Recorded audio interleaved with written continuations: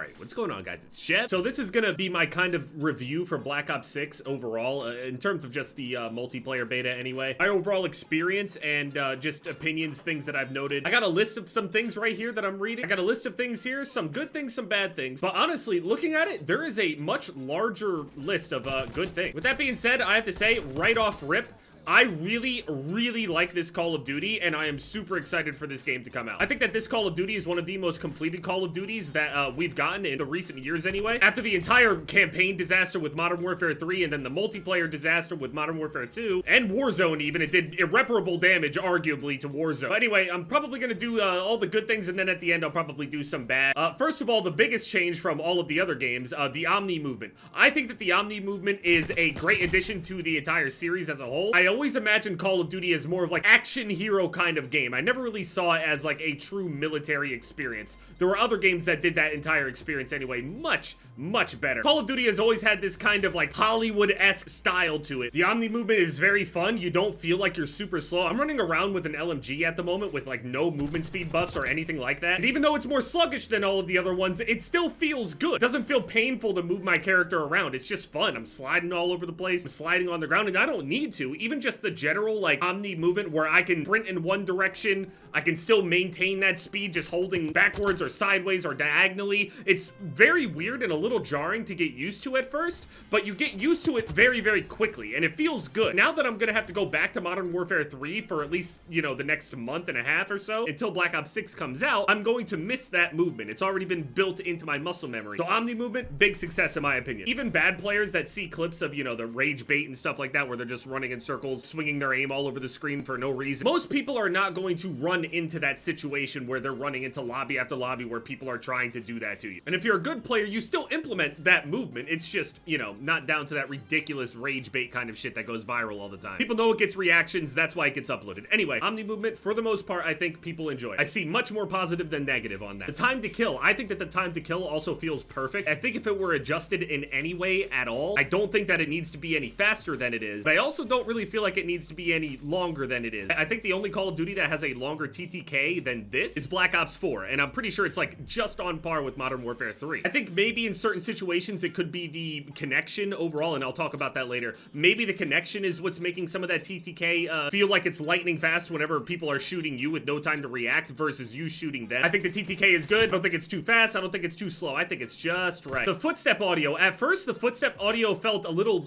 non-existent, and I was worried about, you know, the approach with Ninja and everything, if it would be needed, if it's a crutch or not. I'm still not completely decided on it. I feel like I really need to just, you know, play the full game and see how people react to it, see how people play certain maps. Again, I'm gonna be doing a lot of camo grinding as well. Also likely means I'm gonna be playing on very small maps where the footstep audio is really not like an annoyance or something that is constantly used against you, as you're just gonna be spawning into each other anyway. But they did make adjustments to it, and I have been hearing footsteps more often. I just don't want to hear them too much or too loudly, because I think that really high footstep audio encourages people to sit around and just listen for where players are instead of seeking them out or getting information in other ways. I feel like people will just be encouraged to sit in a corner and safely just take a listen. So a very big issue with that back in Modern Warfare 2019. A lot of people don't want to talk about that a lot, but Modern Warfare 2019's multiplayer was very horrible. I don't even, okay, the other team left. I'm only 12-2. Okay, I'm never gonna call the chopper in ever again. Footsteps, I think that they're in a good spot, but it's really hard to tell at the moment. With that said, I will say the footsteps are not too loud, which is a great thing. I would rather it be this way than the footsteps be disgustingly loud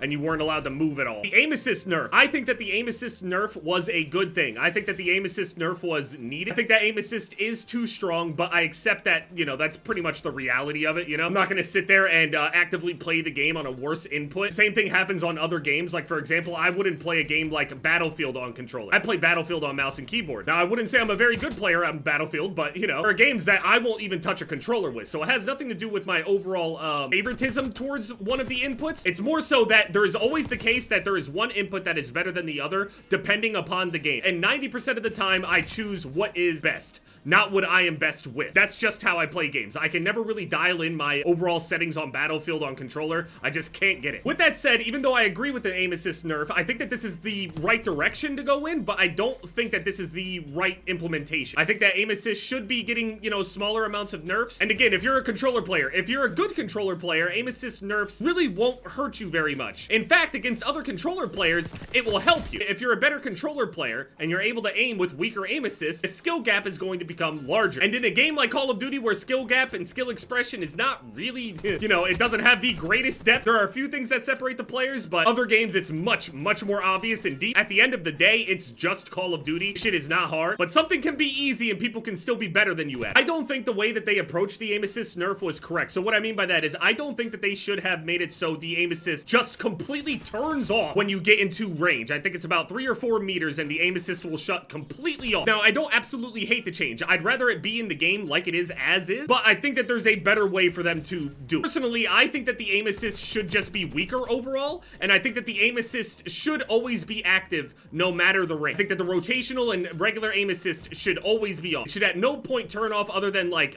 smoke grenades and other things like that. The usual ways that aim assist could get, you know, canceled out and little tricks like that that people use. I throw smokes all the time in my grind. I think that the overall strength should just be weakened, going with this weird like janky, clunky feeling where your aim assist is working one moment and then the next it's completely off. I just don't think that that's the right approach. I think it feels bad. I think that a more gradual nerf and a gradual decrease in strength would be a lot better. There are games like X-Defiant that have weaker aim assist, but it's not turning off. Yeah, I feel like at some point, if they continue with these aim assist changes, they fine-tune them a little bit more. I think a more gradual decrease is the way to go as opposed to this weird thing where they're just shutting it off entirely. A lot of people seem to have strong opinions about the maps. I personally don't mind the maps at all. I think that the maps have pretty good flow when you're playing Domination. The other game modes and stuff, I have a whole other part of it once I get into the bad, but in Domination, the best game mode in my opinion in terms of spawn and just general logic and flow, the flow of the maps are good. They don't flow too slowly. People don't play the maps like shit. High level lobbies, low level lobbies, slower, faster lobbies. All of the maps flow very well in my opinion. Even maps like this, Scud for example is considered on the lower end of the maps. People don't really like it. I think that the map, even if it doesn't have like, you know, the layout that's not my favorite or anything like that, I think the map still flows well and can still result in a lot of action. So I don't hate the map. The flow of the game is very good because players have fun moving and the footstep audio is not making people feel like they can't move. It's perfect. So it helps the flow of the maps. You can have a good map design, but shitty flow because of other aspects and elements in your game that encourage people to not explore the map. This game wants exploration. This game wants you to move. This game wants you to feel the Omni movement, and the maps benefit from that. I think that the maps are in a pretty good spot. They're not my favorite maps of all time. I'll probably forget these maps, you know, come the next Call of Duty after this one, but, you know, I'll remember whatever small map I spammed the entire year. Visually, I have all of my graphics are down all the way to absolute zero, including textures and other things, and I'll say this, I mean, as I'm looking at the, like, the clay models right here in front of me, I think that this Call of Duty on the lowest setting looks better than all of the other Call of Duties on the lowest settings. I think that this game looks overall better than Modern Warfare 3, Modern Warfare 2, Cold War, Modern Warfare 2019. I think that it looks better than all of them on super low setting. The other games, you have to be a little aware of turning it down too low, even if you do get more frames or whatever. That's usually the reason why people turn it down. They want to get more performance. You have to worry about the visual fidelity of the game, like, being really bad to the point to where it's a detriment, and it's not worth the frame gain. You need some visibility. I think this game on the lowest settings looks great. I don't have problems seeing people in corners. There's no parts on the map where people, like, tend to sit, like, catch me. People aren't buying bundles to get, like, the skin that blends in the best into weird obscure corners of a map. Visually, I can see people. Whenever I get shot and killed, I go, oh, okay, that's where they were. It's very obvious all the time. Whereas in games like Modern Warfare 2019, you couldn't see shit visually, especially when you turned all the settings down. You guys are gonna remember this in the Warzone, the early Warzone days. People had to deep fry their games with NVIDIA filters. The game actually looked like it was in a deep fryer, just for the sake of better fidelity and being able to make out edges of players. We don't want that shit again. Visually, Treyarch did a great job. Also, another thing I think they did a great job with was the overall music. The music in the game is great. Very Black Ops, very, like, it's not cookie cutter. It sounds like it's like a Black Ops game. I don't know how else to explain it. I find myself randomly humming the little, like, lobby music and shit. And then the final great thing about the game, I think overall, is that it's actually a fully baked game. The game feels complete. Even though we're just in a beta, we got a handful of maps. We saw the campaign gameplay at the Call of Duty events. The game looks polished. It looks good. Cutscenes were a little choppy and laggy, but, you know, they'll usually fix that up. The campaign seems like it'll be fully fledged, probably at least 5 or 6 hours or so. My assumption, the usual amount. Talk about the campaign thing a little bit later, though. Get round-based zombies back. We also get 2 different maps. You get one map Liberty Falls, which is really more for like the casual player, it seems. People that aren't super deep into zombies, that isn't trying to do like, you know, all that extra shit. It's supposed to be, you know, the typical casual zombies experience. If you just want to get on and just kill zombies, farm zombies, it seems like it's going to be the camo grinding map. Whereas Terminus is going to be the fully fledged like Easter egg. I believe that Liberty Falls has its own Easter egg as well. I watched people's gameplays of it from COD Next, and it seems very simple. Spawn in, get a little bit of money, grab some armor on the wall or whatever, grab some armor on the wall, whatever, go to a very close, simple location where you don't have to do a bunch of puzzles or anything like that to be able to unlock the pack-a-punch. You can go right in, right out. Very simple, very straightforward, not annoying, not cumbersome to think about having to learn how to play. I just want to kill some zombies, man. Then when I'm feeling a little bit more confident, I can go and play something like Terminus. Got a full campaign, what seems to be a fully baked multiplayer with like 16 maps, good maps, all that shit, I already mentioned it. Yeah, we have it all. This is, I feel like, the most well-baked Call of Duty that we've had since like Cold War. We got 3 full game modes that seem completed and not just tacked on there. That Modern Warfare 3 campaign was fucking inexcusable, man. I mean, at that point, you might as well just have no campaign like BO4. Anyway, now we'll get to the bad. I have a very, very long list of all the good, and I can get really passionate about both of them and just yap. And now the bad. Overall, I don't necessarily think that it's like horrible. I don't think it's a thing that'll like prevent me from playing the game. There is nothing in this game that makes me feel like something I'm dreading. I'm excited to do the multiplayer grind. I'm excited to play hardcore mode, which is very drastically different in terms of overall playstyle and flow. But I have a feeling it won't be too bad. On hardcore Babylon and just spam that shit, it would be beautiful. With that said, though, I know right at release that's not going to be the case, so we'll see. Sniping overall in the beta was pretty underpowered, which I don't think is necessarily a bad thing, because if it was actually really powerful and everybody was doing it, then you might end up having a scenario where they end up getting nerfed and completely gutted before you even have the opportunity to use them. So I'd rather them be a little weak right now, them not touch the sniper rifles too much, and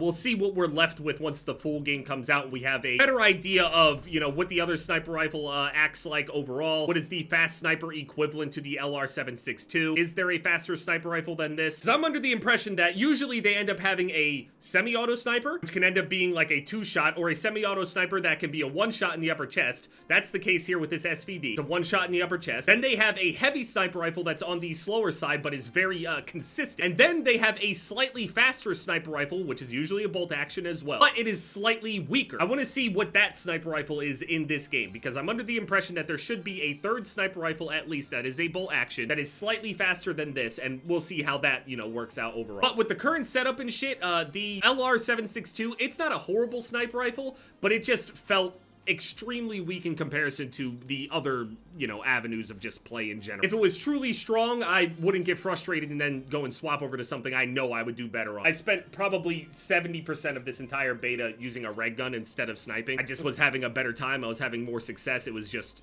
more fun because the LR762, it could only do so well. That being said, if you did do well and you got your clips and stuff like that on there, by the time the full game comes out, you'll be set. You'll be good. It just feels like half the time whenever you go and look at the sniper rifle over here, for example, I have the heavy stock on right here. The sniper rifles have naturally a ton of flinch in the game. So you want to go and put this flinch resistant stock on there. The game also has a weird idle sway as soon as aim in initially. So whenever you go to ADS in on the center of your screen where your dot is at the dead center of the screen, you won't always scope in dead center because of that weird idle sway that just seems to constantly be there. Unless, again, you go and put yet another attachment on that counteracts that, which is the target laser. There's 2 different stats. There's an aiming idle sway delay, and then there's an aiming idle sway. One has delay, one doesn't. And then we have to go and put rapid fire on it because the weapon naturally shoots very, very slowly without it, as a heavy sniper rifle usually does, but it is very slow, especially on a game like this, where if you miss a shot, you're probably dead. It's a bit more difficult to hit people as is with all the movement capabilities on this game, and on top of it being really slow, it just felt like shit. So rapid fire feels like a must. So note this, as a base weapon, the sniper rifle sucks ass. It's powerful, but disgustingly slow and horrible to handle. You need 3 attachments to make the weapon feel even viable at all. Meanwhile, you have SMGs and ARs that feel great even without attachments. The sniper rifle, on the other hand, is abysmal to use. Even the Dragunov is terrible without attachments. So at their base, they're pretty terrible. So again, I have to go and spend 3 different attachment slots alone and then flex the other ones just for the weapon to operate at a level to where it's even viable. Now, again, I don't even know if anything is gonna change in the full game.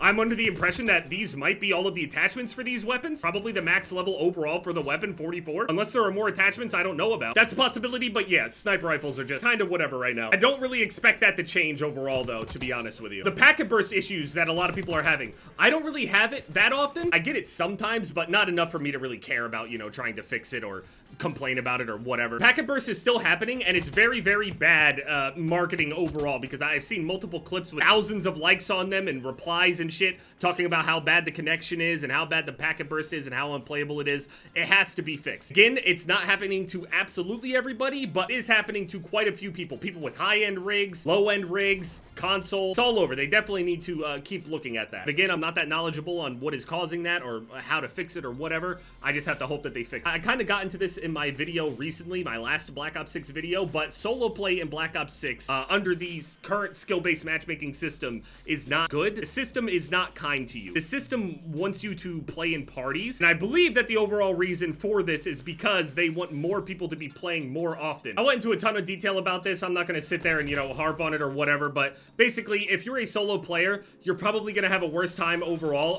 if you don't just play with other people. The matchmaking system seems to be a lot less punishing on you if you end up running around in a party. The system wants you to be able to convince you and your friends to, you know, stay on the game longer and play together. The system benefits from you partying up and playing with your friends as opposed to playing alone. They likely see a lot more retention in people that play all together instead of alone. They want to encourage that as much as possible. I don't necessarily think that it's a bad thing overall for the entire player base, but for people that play solo who are not the priority. And now one other thing, I'm going to talk about a campaign. Does anybody else find it a little concerning that we haven't gotten any information on a campaign early access? So the past 2 years, we got campaign early access for the Call of Duties. Usually with a pre-order, you would be able to go and play the campaign early. And usually I thought that that was a pretty good driving force for pre-orders and things. And personally, I really enjoyed this entire early access because it would introduce you to the overall world and narrative that they're trying to craft for you. So when you go and play the multiplayer and the zombies and stuff, you can kind of see, you know, where everything is taking place. So for example, a game like Black Ops 4 had no campaign whatsoever with like virtually, it's next to no narrative. So when you were playing the campaign and you were seeing these different characters, you didn't really know or connect or know anything about these characters. Now, to be fair, I don't usually care anyway, even on games that do have it, but it is a thing, it is a factor, and it does affect people's overall view on the game and their overall immersion. You would think that they would want more people to go and pre-order the game, right? You would think that this was helping them for some reason, but then I started to think, I'm tired of playing in that sweaty fuck-ass game! I'm talking! Fuck, man! Why has there been no mention of a campaign early access for Black Ops 6? Is it possible that the early access of Modern Warfare 3 somehow hurt them the past 2 years when they did it? We know that they operate with revenue in mind, right? We know that that is like the top priority. You would think that they would want to encourage more people to pre-order by having that campaign early access. It worked out perfectly for me as a content creator because I would be able to go and upload and complete all of that before the actual grind started. But I can't help but get the feeling that somehow that early access campaign of Modern Warfare 3 may have hurt their sales somehow in the long run. Like, so if people went and watched my playthrough of it and saw me complaining and making jokes and whatever about the whole campaign, all of these other people started uploading and talking about how terrible the Modern Warfare 3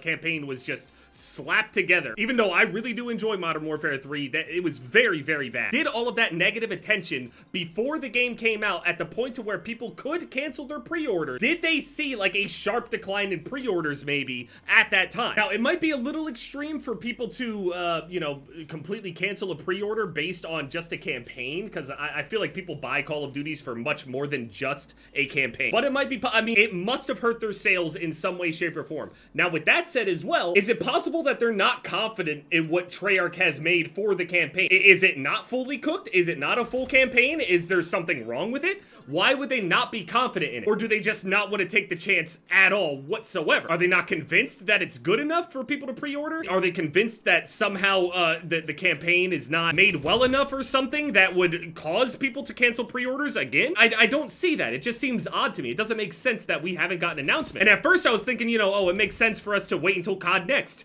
But COD Next has been passed. So it could be a good campaign, but maybe they're scared of making a bad impression somehow. I don't know. But here's the issue now. If they go and release it all at the same time, I might not play the campaign at all whatsoever because we have all of the other content. I don't want to sit there and spend a few hours on the campaign and then edit all the videos together and however long that's going to take to record record, edit, and then render it all out multiple days, I'll just immediately go into multiplayer then. I'm not gonna play the campaign then, because I gotta start that grind, I gotta get the master prestige, I gotta do all of the shit and all of the things that they added. The reason I could upload those campaigns so easily is because of the early access. I didn't have anything else to do, but I wanted to play the game. And it was a really, really good, like, taste test for the game to play the campaign and get engrossed in the narrative of the story. It made me feel more connected to it. But now, if I don't get the early access, I'm probably not gonna play it immediately. So now I have to choose between not playing the campaign and then just not being connected to the narrative and setting of everything, or the characters or anything like that. Or I fall behind in multiplayer and then also get smashed by people getting ahead of me in multiplayer,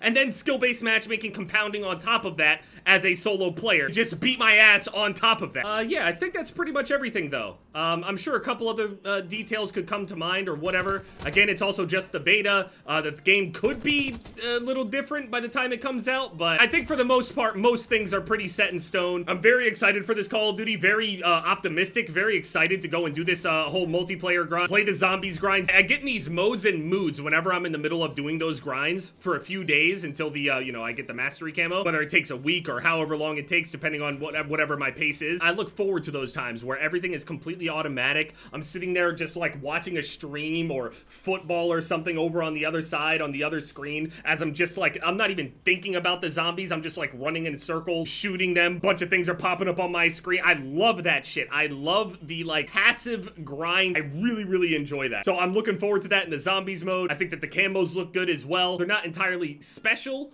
or brand new, but I am excited for them.